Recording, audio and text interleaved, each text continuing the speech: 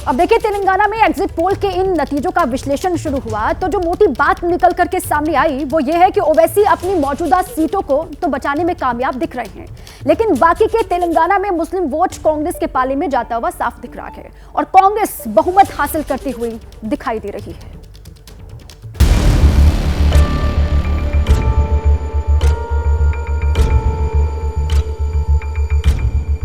क्या वाकई तेलंगाना में कांग्रेस ऑप्शन से ज्यादा कंपल्शन यानी कि जरूरी और जरूरत है?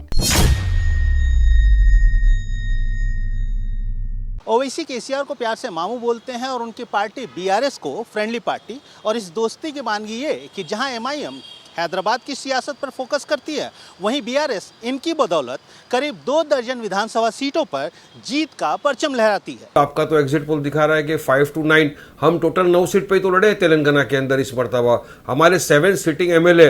और मुझे यकीन है कि जिस हिसाब से कल पोलिंग हुआ है और जो हमको वहां से फीडबैक्स मिला है उस हिसाब से हम आराम से 7 सीटों के ऊपर बहुमत के साथ जीत रहे हैं। और जो 2 सीटें उसके ऊपर टफ कंपटीशन है, लेकिन वहां भी हमको यकीन है कि हम जीत जाएंगे क्योंकि वहां पर काम किया है।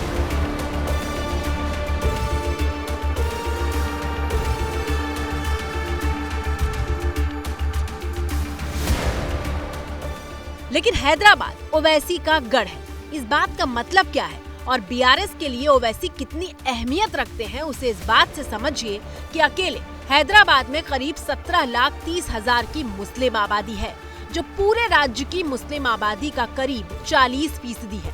हैदराबाद में 15 विधानसभा सीटें हैं और ज्यादातर सीटों पर नतीजे मुस्लिम वोटर ही तय करते हैं। सत्ताधारी बीआरएस को उम्मीद थी कि ओवैसी की वजह से मुस्लिम वोट एकजुट होकर उसे मिलेगा, लेकिन फिलहाल एग्जिट पोल के नतीजों में तो पिक्चर पलटी हुई दिखाई दे रही है।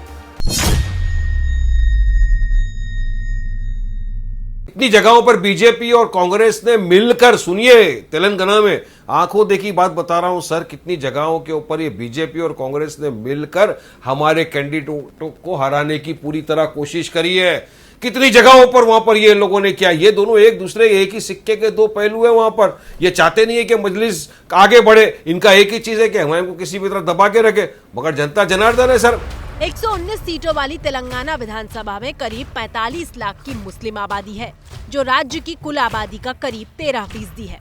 ये मुस्लिम वोटर राज्य की 40 से 45 सीटों पर निर्णायक भूमिका रखते हैं और इसीलिए पूरे चुनाव में मुस्लिम वोटर को अपने अपने पाले में लाने के लिए पुरजोर राजनीतिक युद्ध चलता रहा। आसाम में चुनाव होता है, एक तरफ बीजेपी, एक तरफ कांग्रेस पार्टी, वहां पे एमआईएम का कोई वोट नहीं है।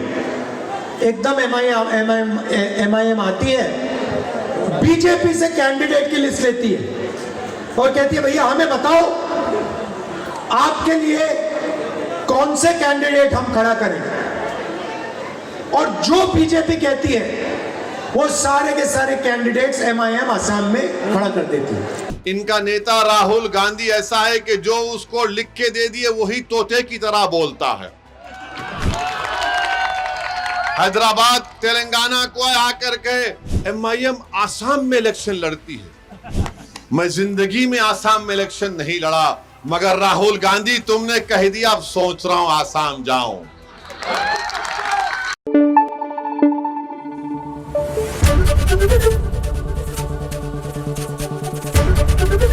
एबीपी न्यूज आपको रखे आगे।